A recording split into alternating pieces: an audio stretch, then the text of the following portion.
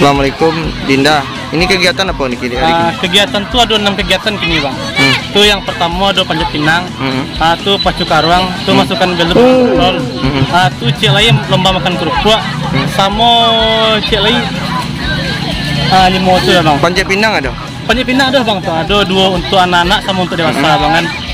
Bilo panjat pinang? Panjat pinang mungkin untuk panjat pinang hari besok bang, sama tari tambang hari Rabu 18 Agustus. Harapan dalam kegiatan HUT RI kon dari kepemudaan? Semoga bang anak-anak kok melanjutkan bangan acara 17 Agustus yang labu vakum bang tuh. Jadi mengenal hari pahlawan ya bang kan. Kalau harapan untuk Indonesia bangsa awak sendiri?